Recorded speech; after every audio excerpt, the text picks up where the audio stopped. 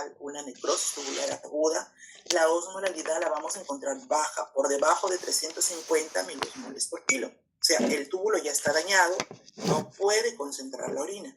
Así es como lo debemos interpretar.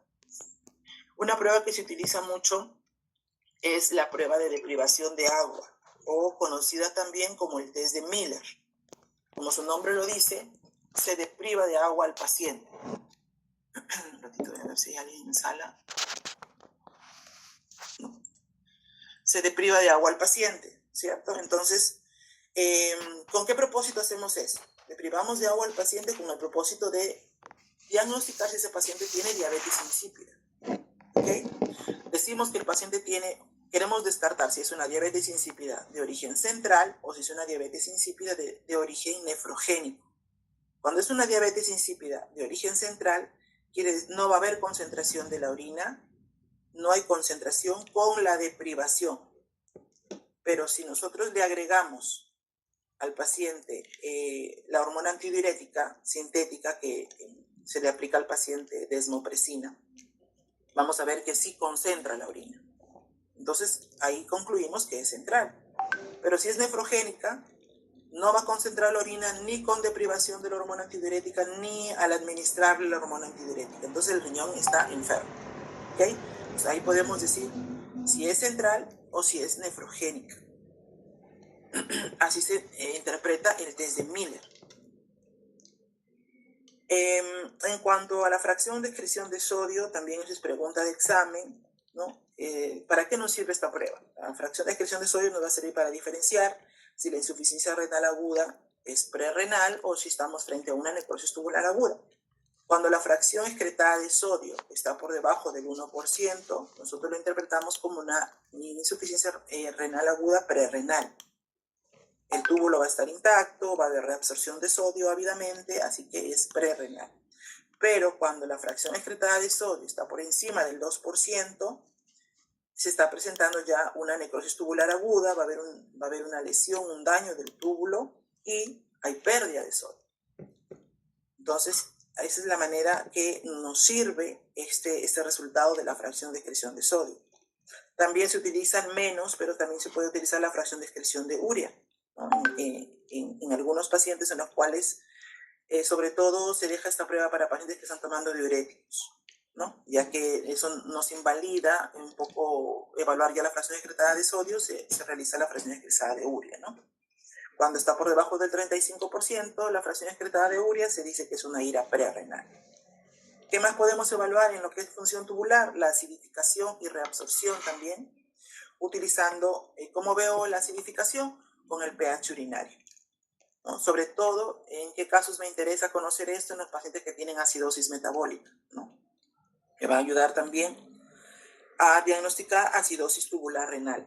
Se puede utilizar tiras reactivas también para ello, donde también me ayudan a medir el pH, estas tiras reactivas. Recuerden que en acidosis el pH urinario lo voy a encontrar bajo, obviamente, generalmente menos de 5.5, porque el riñón está excretando ácido, ¿no? El anion gap también es importante porque me va a ayudar a diferenciar la acidosis hiperclorémica, por ejemplo, aquellos pacientes que están con diarreas severas, ¿no? Me va a ayudar a ver, en el caso del anion, el anion gap, si les viene alguna pregunta, les vendrá como anion gap negativo o positivo. Nada más, si es un anion gap negativo, se interpreta que es una causa extrarrenal, ¿no? En aquellos pacientes deshidratados, con diarrea, o sea, el riñón está funcionando bien, pero está excretando ácido. Tenemos un anion gap negativo. Pero cuando es positivo, ya la causa es renal, ¿no? El riñón no puede excretar ácido. Entonces, es una insuficiencia renal aguda de causa renal. El sedimento urinario nos ayuda también nos ayuda en los casos de que queremos ver función tubular, sí. Por ejemplo, si encontramos en el sedimento urinario la presencia de cilindros granulares o granulosos, ¿no? O cilindros de células epiteliales, concluimos que el paciente tiene una necrosis tubular aguda. Si encontramos cilindros leucocitarios, habíamos dicho, es una pielonefritis. Si encontramos, por ejemplo, en los pacientes que ya tienen una enfermedad renal crónica avanzada, se encuentran unos cilindros característicos que se llaman cilindros serios, ¿no? y ya nos va a indicar que hay una éstasis tubular ya de tipo crónico.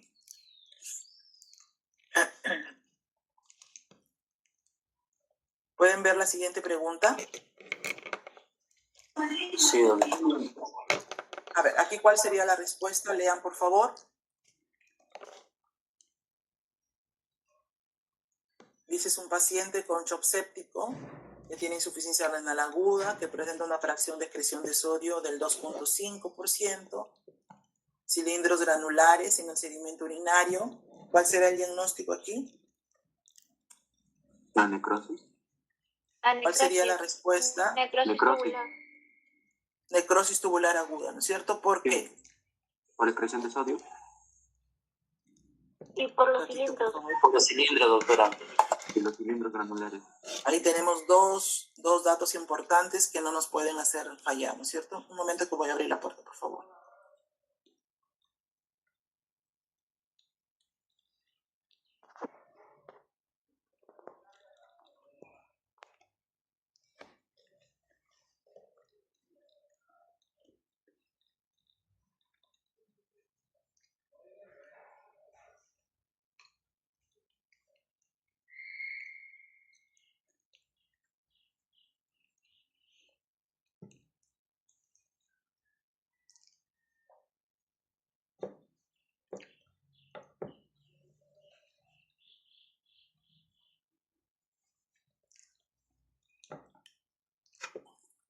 Entonces, este es un paciente que tiene un shock séptico, ¿no es cierto? Entonces, ¿qué pasa en el shock séptico? ¿Por qué este paciente con shock séptico va a ser una insuficiencia renal aguda?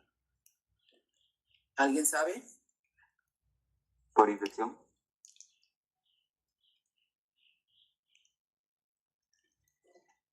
Entonces, sabemos que el shock séptico causa una... ¿Qué causa en el riñón? Va a causar una hipoperfusión severa en el riñón, ¿cierto? Va a haber una isquemia renal y eso es lo que está llevando al paciente a esta necrosis tubular aguda, ¿no? Tenemos ahí la fracción de excreción de sodio, que dice 2.5%. Tenemos los cilindros granulares, que es un hallazgo específico. Los cilindros granulares son patognomónicos, no se olviden de la necrosis tubular aguda. Son formaciones cilíndricas que en su interior van a obtener células muertas, ¿no? Células tubulares epiteliales muertas, y se van a agrupar así en este túbulo cilíndrico. Por eso se llaman cilindros granulares, también se llaman cilindros fangosos o cilindros sucios, también los llama el libro, ¿no? Entonces, bien. Voy a ver si voy a pasar a la siguiente.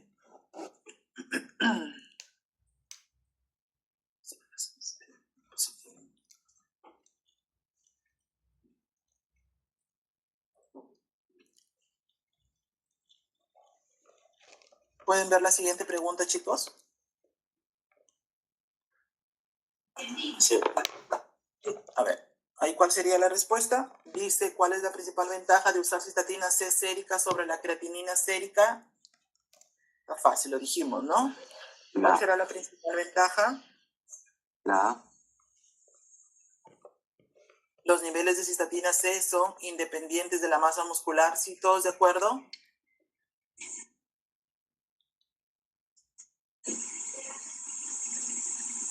Sí, doctora.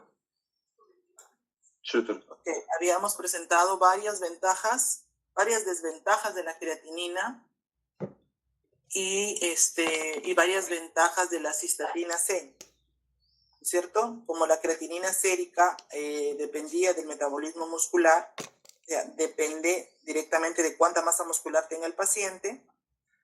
En un paciente que es anciano, con poca masa muscular, va a tener que tener una función renal muy disminuida para recién poder evaluar la creatinina.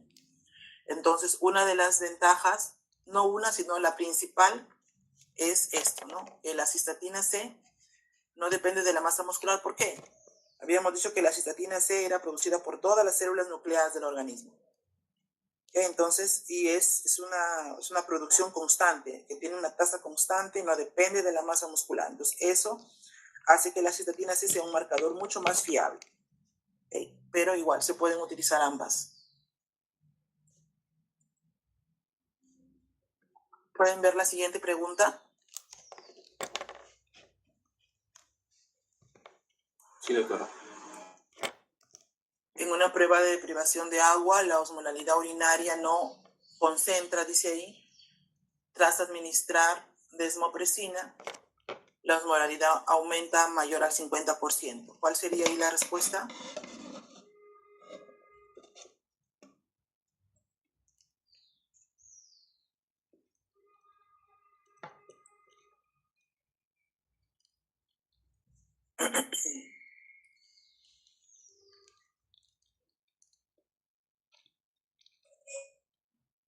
Entonces, este es un paciente al cual se le ha realizado la prueba de deprivación de agua, luego se le administra la desmopresina, que es la hormona antidiurética, y observamos que la osmolalidad urinaria aumentó luego de la administración de desmopresina, aumentó a más del 50%. ¿Cómo interpretamos ese resultado? ¿Sería como positivo? ¿Cuál sería la respuesta? ¿Qué letra? La D, doctora, diabetes insípida central. La D. La diabetes insípida central. ¿Ok? ¿Por qué?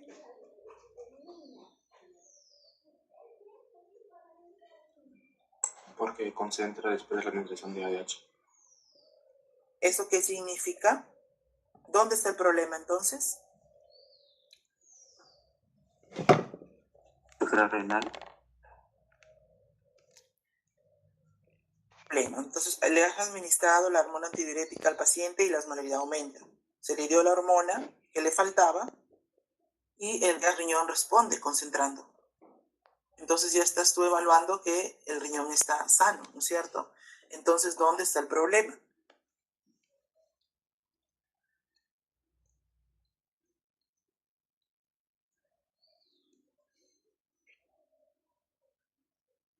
En la secreción de la hormona, doctora.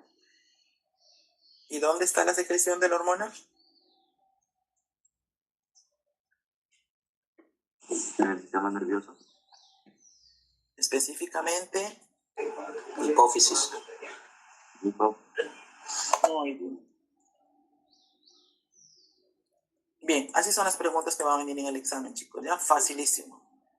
Me las han contestado rapidito y así espero que me las contesten también en el examen. Son así las preguntas. Bien, sus cardíacos e infarto agudo de miocardio. Y presentaron esta gráfica, una gráfica muy parecida, está en este seminario. Que tenemos que saber, los puntos claves que tenemos que saber de las enzimas cardíacas, los biomarcadores. Básicamente, que el estándar de oro o el gold estándar actual para el diagnóstico de necrosis miocárdica, ¿cuál era? ¿Cuál de ellas era? Las troponina. Troponina y, doctora. La troponina y. ¿Por qué son las mejores? Habíamos dicho porque tenían mayor especificidad. ¿Ok? Mayor especificidad por el tejido miocárdico. ¿Por qué? Porque estas no se iban a elevar si es que el paciente tenía un daño muscular esquelético. Y además de especificidad, también son altamente sensibles. ¿Ok? ¿Cómo era la cinética de las troponinas? Generalmente las troponinas se empiezan a elevar entre las 2 a 4 horas después del inicio de la lesión. Alcanzan su pico máximo entre las 12 a 24 horas y permanecen elevadas durante 5 a 14 días. Entonces, esta cinética tienen que grabársela bien porque eso es pregunta de examen. Repito, se elevan entre las 2 a 4 horas después del inicio de la lesión, alcanzan su pico máximo entre las 12 a 24 horas, permanencia elevada durante 5 a 14 días. ¿Nos servía para evaluar un reinfarto las troponinas? ¿Sí o no? No, esa sería la CKM. No, ¿no es cierto? Entonces, no, para eso están las otras, ¿no es cierto? ¿Cuáles?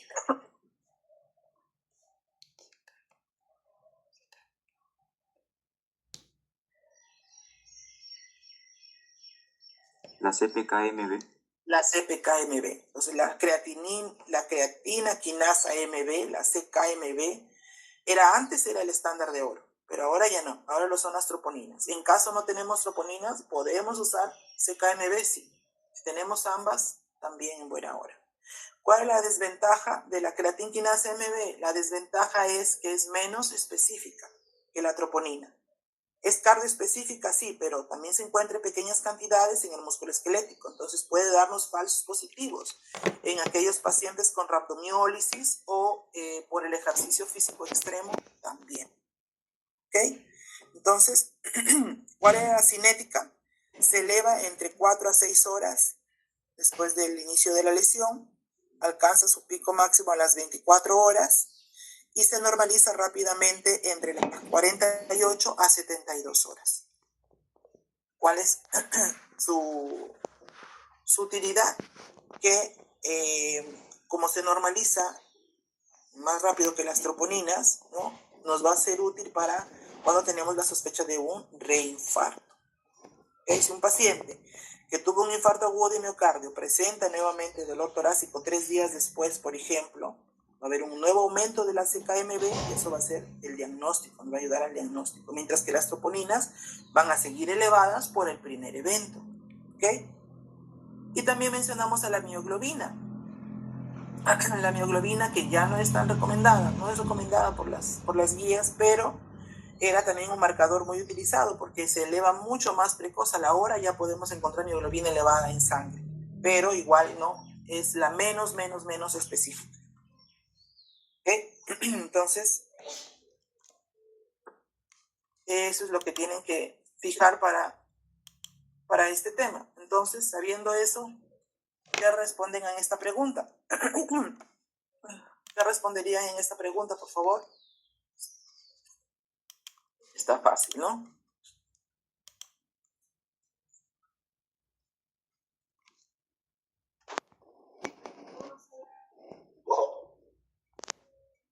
La D, doctora, infuria miocárdica aguda. D.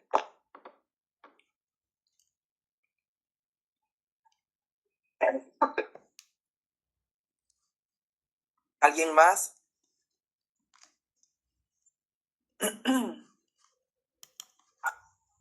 Doctora.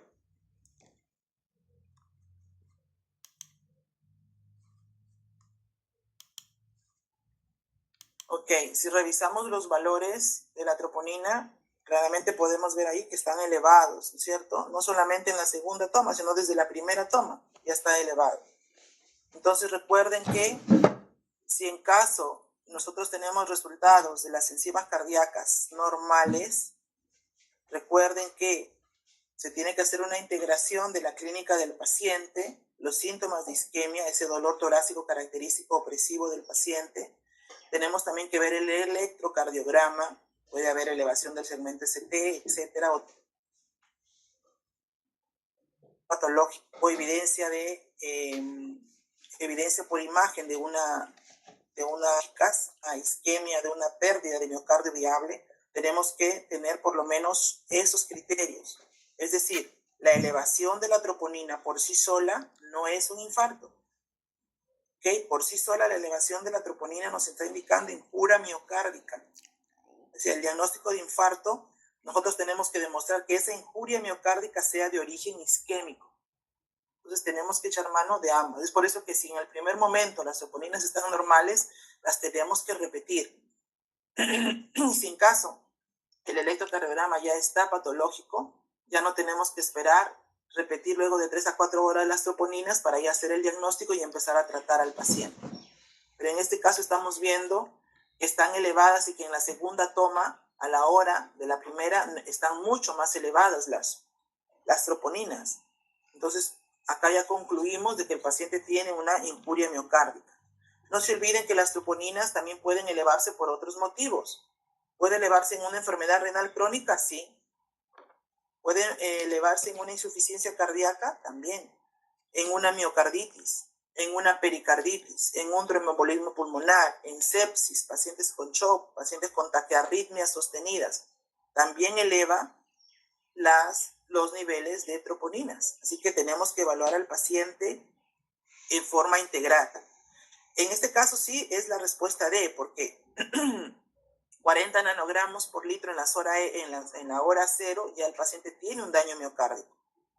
Y a la hora 1 tiene 150 nanogramos por litro. O sea, el valor ha aumentado en una hora drásticamente.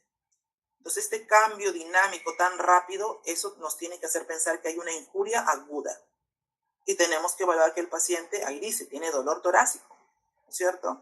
Entonces, estamos combinando la injuria aguda más los síntomas isquémicos que trae el paciente del dolor torácico.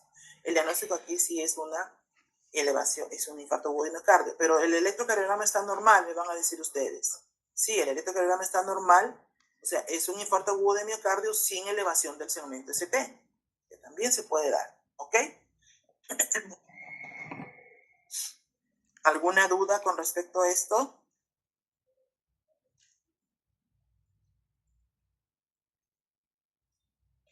No, doctora, entendible. No, doctora.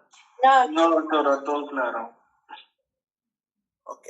Compañeros de la otra aula me dijeron, ¿por qué no puede ser una injuria miocárdica crónica si no hay cambios en el electrocardiograma? ¿Qué pasó rápidamente, doctora, de 40 nanogramos a 150? Y el valor Exacto, normal de correcto. troponinas es de 0.04. Ese rápido ascenso de 40 a 150 ya nos tiene a nosotros que obligar a descartar que sea crónico. ¿Ok? ¿Y por qué colocan ahí la biotina? Tiene que ver la biotina acá.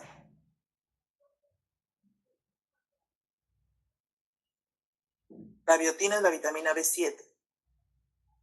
¿Por qué la colocan acá? Porque es verdad, la biotina, la vitamina B7 en altas dosis nos puede causar falsos negativos. Valores falsamente bajos, ¿ok? Por eso es que la colocan acá, ¿no? Bien, hay otra pregunta, creo. ¿Aquí qué contestaría?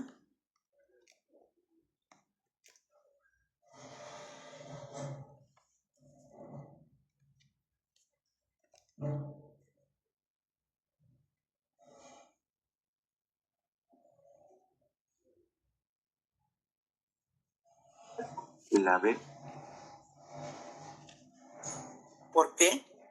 porque digo que podría estar elevados no solamente en lo que es este infarto agudo de miocardio, sino que también en el tromboembolismo pulmonar, porque también el tromboembolismo va a causar un estrés a nivel del corazón. Un estrés del ventrículo derecho, ¿no es cierto? Sí, ¿Todos de acuerdo? Por la arteria pulmonar va Sí, a estar doctora. ocluido. Pues un tromboembolismo pulmonar también nos puede producir una obstrucción súbita. La presión en la arteria pulmonar puede elevarse, puede ocasionar una hipertensión pulmonar aguda y el impacto obviamente va a ser en el ventrículo derecho, ¿no? Eso va a producir también isquemia, daño en los miocitos y va a aumentar la troponina sin ser un infarto agudo de miocardio, ¿no?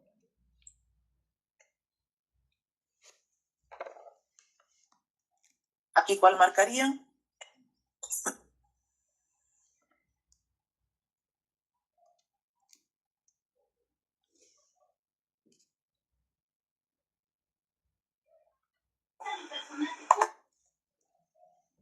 Por la B, doctor, que ayuda a reinfarto.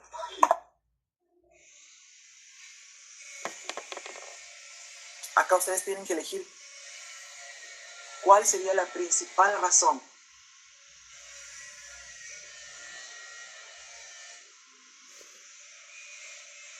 ¿La doctora? ¿Sería la C, doctora? ¿La sé? La C, acá tienen que elegir la C, Porque dice que por es la muy menor específica. sensibilidad y menor cardioespecificidad que tiene la CKMB. Es por eso que la está desplazando la troponina. Esa es la principal causa, ¿ok? La respuesta aquí es la C. Muy bien.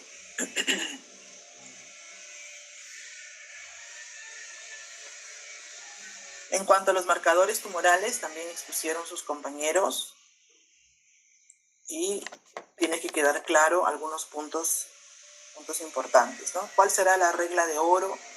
En el caso de los marcadores tumorales, la regla de oro es que no son marcadores tumorales, o sea, no nos sirve para hacer el diagnóstico de un cáncer. O sea, lo más importante es de que no se utilizan para hacer el diagnóstico de cáncer. ni para hacer un screening en la población, excepto el antígeno prostático. ¿Por qué? Porque habíamos dicho que los marcadores tumorales se pueden en muchas condiciones benignas, inflamación, infección, etcétera, y un resultado positivo no nos va a hacer el diagnóstico. No podemos decir a un paciente que tiene cáncer por tener un resultado positivo del marcador tumoral, no como diagnóstico. Eso le va a generar al paciente miedo, temor o a realizarse otras pruebas innecesarias. No es así como debemos utilizar los marcadores tumorales. No solamente tienen baja especificidad, sino también son bajamente sensibles. O sea, muchas veces los marcadores tumorales están normales en etapas tempranas del cáncer y eso nos va a dar también una falsa sensación de seguridad al paciente.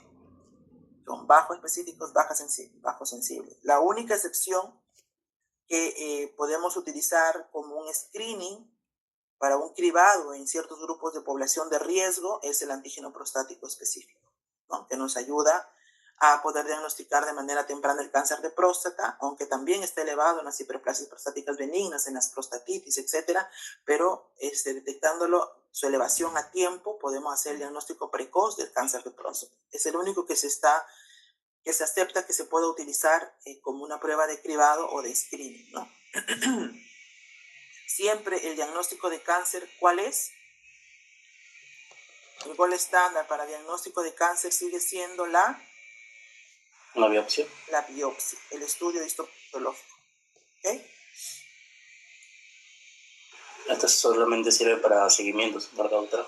Exactamente. Habíamos visto que los marcadores tumorales tienen otra utilidad, ¿no? Sobre todo cuando ya tenemos otras pruebas más, ¿no? Que nos ayuden. Por ejemplo, si ya tengo la biopsia o ya tengo pruebas de imágenes del tumor y tengo un marcador positivo alto, eso me indica mayor carga tumoral, por ejemplo.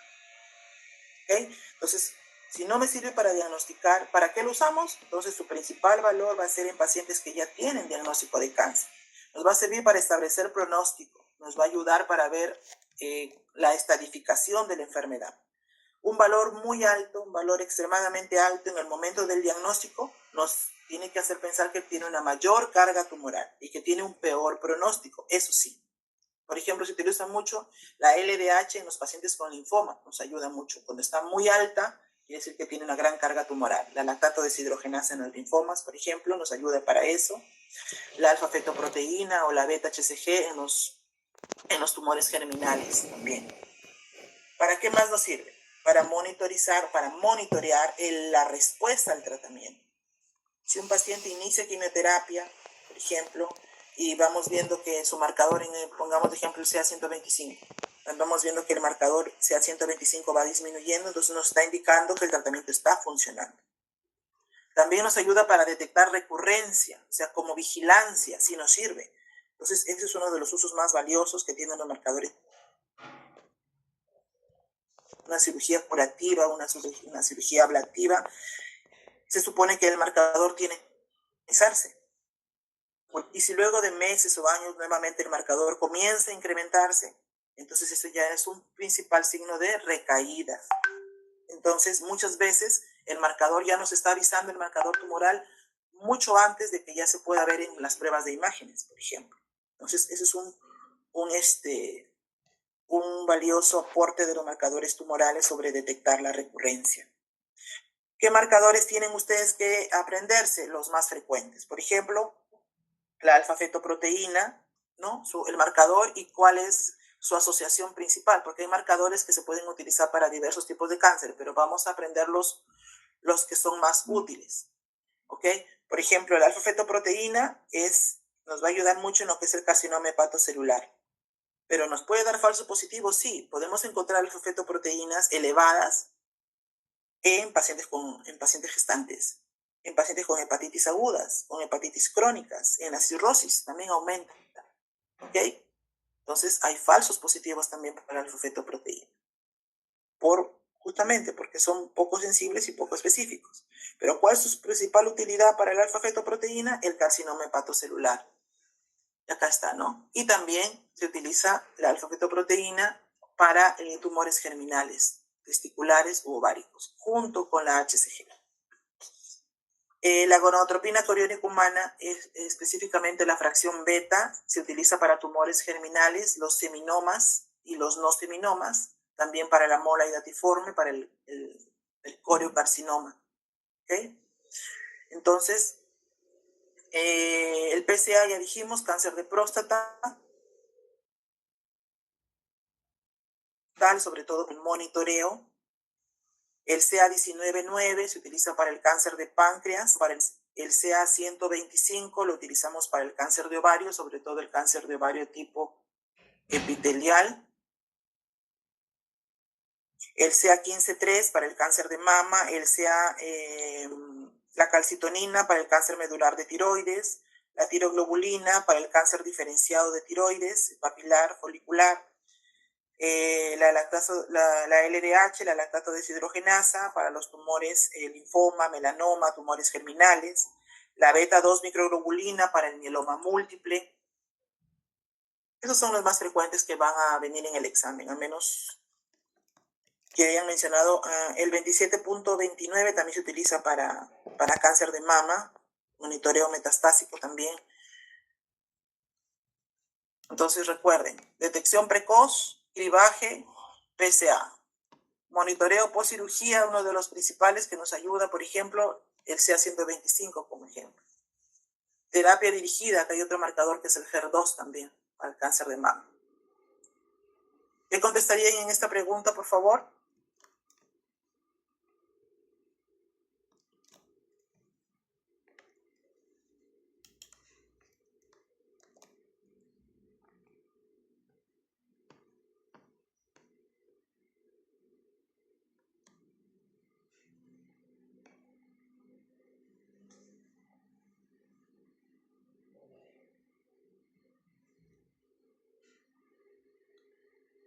¿Y la A, doctora?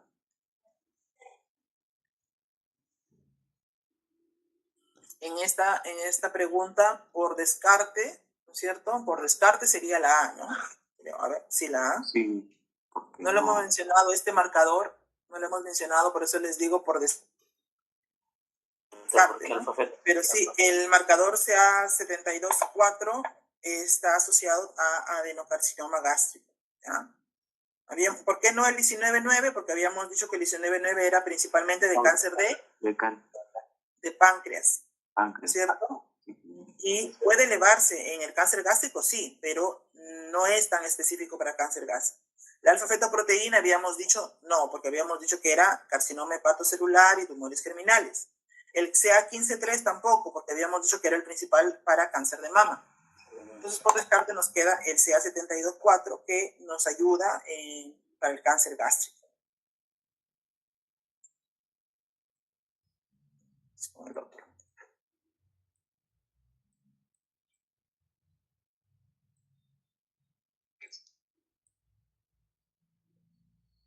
Perdón. Aquí, ¿cuál sería la respuesta?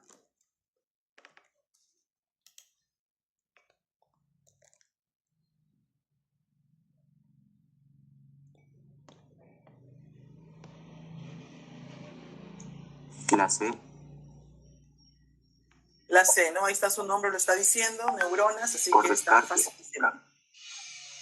No, dice neuronas, si acaso que te pregunta el tumor neuroendocrino. Así que el resto ya no, ¿no es cierto? Pues también. Acá sería la C. Muy bien.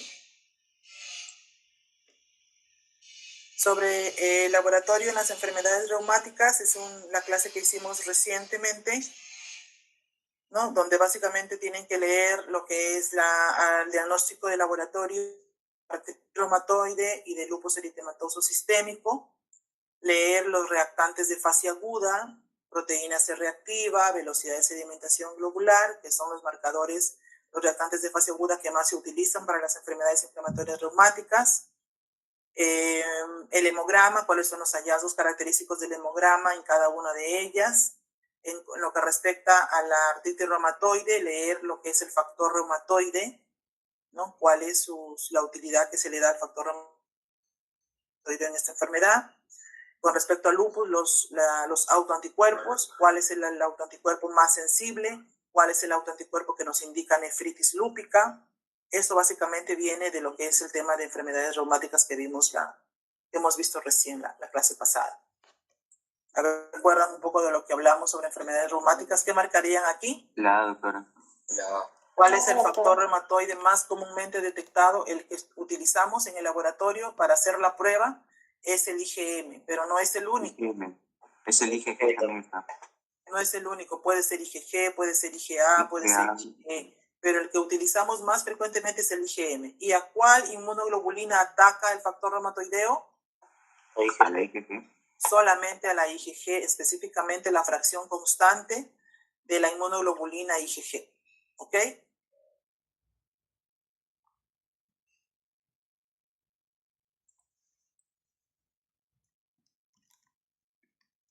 Esta también está facilísima.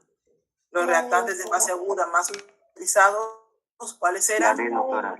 La proteína C reactiva y desglobular, perdón. Aquí, ¿cuál era la respuesta? La A, doctora. Lo hicimos en clase, está en las diapositivas.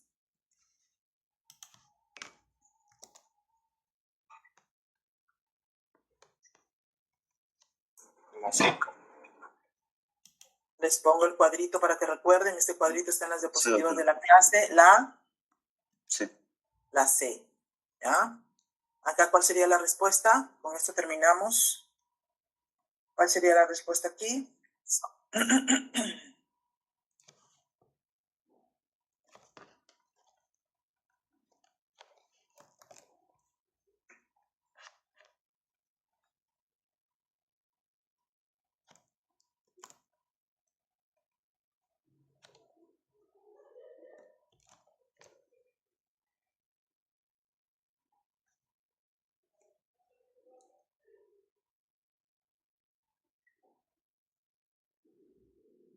¿Y la A, doctora?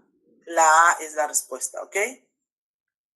Si nosotros encontramos en un paciente con diagnóstico de artritis reumatoide, positividad o títulos altos para estos autoanticuerpos, factor reumatoide y el antipéptido citrullinado cíclico, que es el anti-CCP, si bien es cierto, no son el factor reumatoideo no es específico de la enfermedad y muchas personas sanas pueden tener factor reumatoideo positivo, pero cuando está presente, mucho más junto con el anti-CCP nos indica peor pronóstico, peor progresión radiológica de estos pacientes, mayor destrucción articular.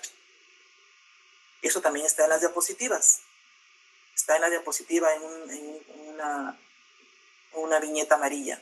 Esas diapositivas. Listo, chicos. Así son las preguntas que vienen para el examen. Algunas preguntas pueden parecer muy largas, pero en lugar de perder tiempo de estar viendo el examen de su compañero, dedíquense a leer su examen. Y ustedes, así como ahorita me lo están demostrando, sí lo pueden responder.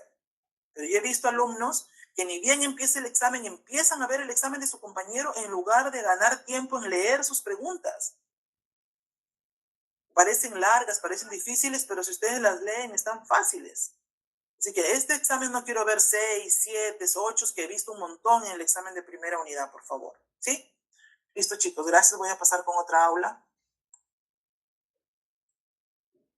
Gracias, doctor. Gracias, doctora.